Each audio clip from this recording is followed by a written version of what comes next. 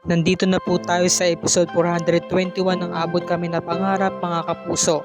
Natutuwa tong si Andoy no kasi nga nagulat siya, nagtataka talaga siya. Kasi nga bakit para silang robot? Sabay silang kumain, sabay silang sumubo ng cupcake. Parehas nagpunas. Kasi nga yung icing kumakalat, di ba? Kapag kumakain ka ng cupcake, di ba kumakalat talaga sa bibig mo. Misa pa nga tumatama sa ilong mo. Kaya sabi niya, ang galing parang robot. Sabay talaga kayo kung kumain. So nagkatitigan silang dalawa, napangiti na lang tong si Giselle. Ngayon, ayaw kasi ni Justin ng ganun, awkward. Tumayo na siya, sabi niya, Andoy, babalik na ako sa office ha, meron pa kasi ako meeting. Ngayon, ito namang si Doktora Katie, pumatok muna siya sa opisina ni Dr. Carlos at pumasok siya, sabi niya, nandito na po sila, Doc, paparating na po sila. Ngayon, sumunod naman si Annalyn, sabi ni Doc Carlos, Doktora Santos, pumasok ka. Doc Carlos, pinapatawag niyo raw po ako. Yes, kasi kaya kita pinag-scrub doon sa operating room dahil gusto ko meron kang gawin na panibagong task para sa araw na to, para ma-impress mo ako na lalo kitang payagan na pumunta sa seminar sa Japan. Panibagong pagsubok ito, iyon ay kung tatanggapin mo, sabi ni Annalyn. Kahit ano po yan, Doc, gagawin ko po yan, sabi naman ni Doktora Katie. Yes, Doktora Santos, kayo lamang dalawa ni Doc Carlos ang mag-handle ng new patient. Ngayon, sabi naman ni Giselle, anak, sorry Justin, kamusta nga pala yung pag-tour mo rito sa Apex? Nagustuhan mo ba? Sabi naman ni Justin. Okay naman, naturo naman sa akin ni na Doc Ray sa ni Dr. Menor. Pwede bang bumawi ako sa'yo? Sabi ni Giselle, no? Stop the drama. Nandito ako para magtrabaho. Kaya ako inalok ang trabaho mo, yun ay para lamang kay Lolo Pepe. So, kung wala ka nang iba pa sasabihin, papasok na ako sa loob at magisimula na yung meeting, sabi niya. Ngayon, eto na. Pumasok na nga yung manager ni Pokwang, nagpakilala. Good morning po, Doc. Ako po yung manager ni Ma'am. Papasukin ko na po siya. So, eto, nagulat si Annalyn kasi unang pumasok yung Hita pinakita comedy talaga. Yan, nakakatawa si Pokwang. Nagulat si Annalyn, artista pala yung pasyente nila, at ito yung niya, gagamutin niya kasi kala niya may sakit. Sabi niya, Ma'am Pokwang, sabi ni Pokwang, bakit? Siguro na starstruck ka sa ganda ko, no? Alam ko naman talaga maganda ako. Sa TV sinasabi nila di daw ako masyadong maganda, pero totoo nun, mahina lang signal nila o baka may sira yung TV nila o baka may diferensya antena nila, sabi ni Dr. Katie. Ako po si Dr. Katie at siya naman po si Dr. Carlos. Ay naku, napayakap siya kay Dr. Carlos lumandi pa, umaura pa sabi niya, at ikaw naman si Dr. Annalyn Santos, naku, kilala kita, napakatanyag mong doktor, lagi kang sikat, trending ka, ganito 1, 2, 3, 4, araw-araw kita nakikita sa social media, kaya kilala kita, sabi naman ni Annalyn. Maraming salamat po. Ano po ba yung papakonsult nyo? Ano po ba yung sakit nyo? Sabi naman ni Pokwang, grabe naman, may sakit agad, di ba porket pumunta dito may sakit na agad, di ba pwedeng magtutur lang, makalabas na nga dito sa may bintana, may daan ba dito? Sabi naman ni Ana, sagit lang po, sagit lang. Sabi naman ni Dr. Carlos sa ni Dr. Katie, meron pala silang project para sa film na gagawin. Ang gagampanan pala ni Pokwang is neurosurgeon, so kailangan niya maging familiar sa mga gawain dito sa ospital. At si Annalyn ang isa sa pinakamahusay na neurosurgeon doctor dito sa East Ridge. Kaya binigyan siya ng panibagong task ni Dr. Carlos. Siya mismo ang magte-train dito, 'di ba? Yun pala, part pala to ng production film, no?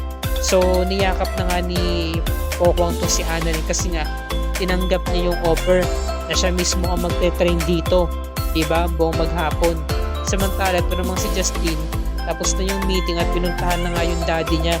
Sabi ng daddy niya, how's my office? Maganda ba? Okay naman, Dad. Alam mo ba, ang dami mga nangyari. Marami naman ako na-absorb na learnings kahit na may mga distracted sa mata ko na mga nakikita ko. Sabi ni Eric. So, sabay ba tayong kakain mamaya? Yes, Dad. Tapos sabi niya, naungkat yung kay Giselle.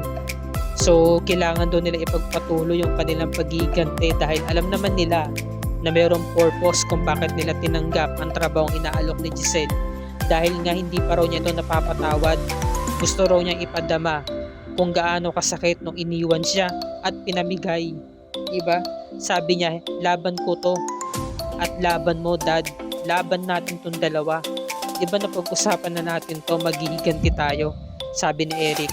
Tama lang talaga na maghiganti ako kay Giselle kasi naalala niya noong panahon na kabataan pa sila ni Giselle.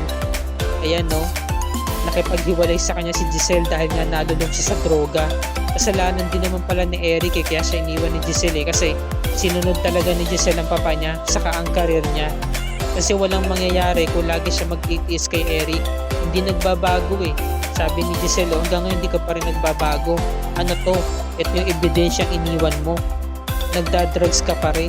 Hindi ko nga alam, baka nagtutulak ka pa Nasa Amerika sila niyan. Ayan Ayaw makipaghiwalay sa kanya ni Eric. Sabi ni Eric, huwag mo akong iwan. Promise, magbabago ako sa'yo.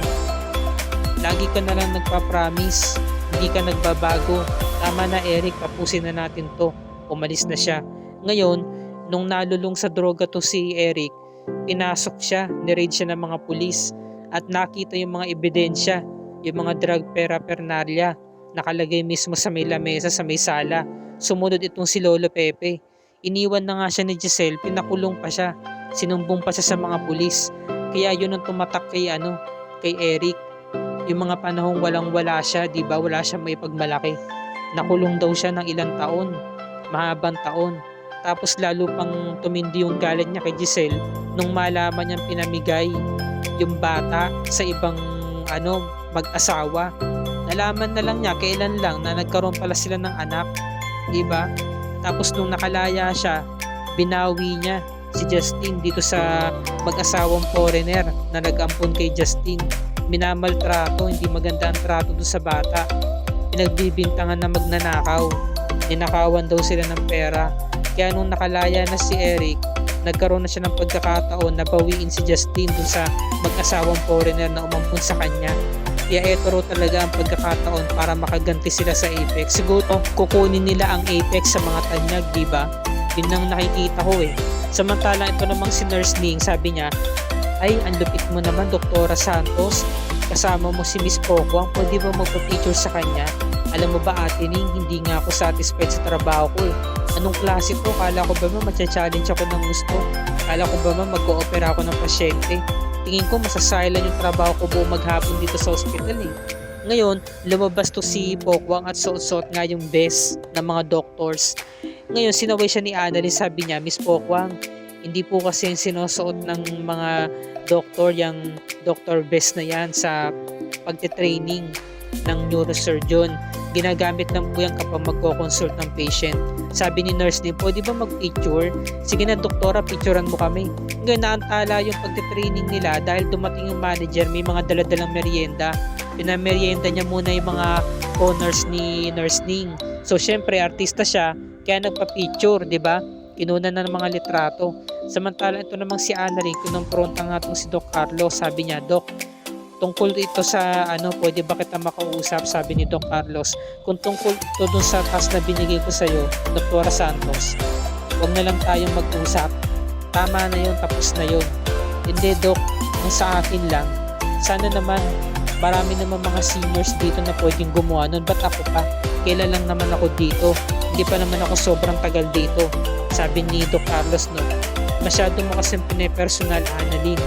Masyado mo kasing siniseryoso. Etong trabahong to, binigay ko sa'yo para ma-impress ako. Di ba matalino ka? Di ba sabi mo lahat ng bagay kaya mong gawin? Sabi ni Annalyn, no. So sinusubok niyo po ako. Sabi ni Doc Carlos, di ba matalino ka? Sabi ni Annalyn, no. So isa pala itong uri ng test. Okay Doc, challenge accepted. Umalis na siya. Samantala ito namang si Giselle, sabi niya, Obeng, okay lang yun kahit na hindi mo ako masamahan. Sabi naman ni RJ, alis na ako ate. Makikabalita ako tungkol sa mga pulis, tungkol sa usad ng kaso. Yan siya na ate, hindi mo na kita masasamahan sa ngayon ha. It's okay na mabantay mo yung anak mo at magkasama kayo para naman magka-banding kayo. Nung nakita ni Giselle yung mag-ama, nakakain pala ng lunch ng sabay, Biglang nakita siya ni Eric at umalis na. Ang naiwan na lamang yung mag-ina. Inalok ni Giselle na kumain ng lunch. Sabi niya, ano ba gusto mong food? Italian, Korean, American, stop. Diba sabi ko sa'yo, huwag na natin pag-usapan yan, yung mga kadramahang yan. Nandito tayo ngayon sa Apex para magtrabaho. Binigyan mo ko ng trabaho, so gagawin ko yun. So aalis na ako. Naiiyak si Giselle, no, dahil nga nasasaktan siya. Samantalang si Annalyn, kausap niya si Doc Yula sa telepono. Makikibalita ko nung kalagayan ni Lolo Pepe. Samantalang to namang si Pokwang naglalakad, rumarampa. Nahuli niya si Annalyn na malungkot. Sabi niya, ay, bakit naman may bahid ng kalungkutan yung kagandahan mong muka? Ano bang problema? Sabi ni Annalyn. Yung lolo ko po kasi hanggang ngayon, wala pa rin po siyang malay, na coma po siya eh. Pero meron naman pong progress kahit paano. Nakabalita po ako dun sa best friend kong doktor sa Apex. Ganun ba? Pasensya ka na, hindi ko kasi alam. Nako, tuturuan mo pa naman ako ngayon sa training ko. Hindi ko naman alam na meron ka palang tinatamasang problema ngayon. Okay lang po, Miss Pokwang. Alam mo ba, Dr. Santos, ganyan talaga ang buhay eh. Hindi natin may iwasan ng mga problema. Ako nga eh, doon nga sa asawa ko, kala ko siya na talaga makatuluyan ko. Pero darating pala yung panahon na magkakahiwalay kami. Alam mo ba yung hinanakit, pot at galit na nararamdaman ko doon sa ex-husband ko? Imbis na ilabas ko yun, imbis na ipakita ko yun sa mga tao, itinago ko na lang, kinimkim ko na lang yun kasi ginawa ko yung motivation sa sarili ko para mailaan yung oras sa mga anak ko at doon ako tumibay. Sana ganun ka rin, Dr. Santos. Maraming salamat po, Miss Pokwang, pinalakas niyo po yung loob ko. O yun, di ba? Nagkaigihan sila ng loob. Ngayon, ito namang si Annalyn saka si Josa, sabi niya, salamat talaga, Lynette, at sinamahan mo akong pumunta dun sa sementeryo. Panigurado matutuwa nito si Cromwell. Ay nako, panigurado. Diba sabi ko naman sa'yo, lagi siya nakabantay sa'yo sumulat sa pool. Oo, Lynette, tama ka. Nakabantay nga siya lagi para proteksyonan ako. Ngayon, nang papasok na nga sila sa isang building, nakabangga niya tong si Dax, diba? Yung isa sa mga kumidnap kay Lolo Pepe, at isa sa mga pumasok sa bahay nila ni Carlos. So, kinabahan si Lynette kahit hindi niya namumukaan, diba? Nakaramdam siya ng takot. Kaya kumbaga, yung trauma saka yung multo na nakaraan, muling nagbalik sa kanya. At dito na po nagtatapos ang review and recap para sa araw na to, mga kapuso. Yan ang ating pakatunghayan bukas. Kaya kung bago ka pa lamang sa aking channel, kung maaari makahingi po siya ng subscribe at i-click mo na rin ang bell icon para lagi kang updated sa mga episodes ng Abot Kami na Pangarap and other GMA shows tulad nito. Maraming salamat po mga kapuso and God bless us all.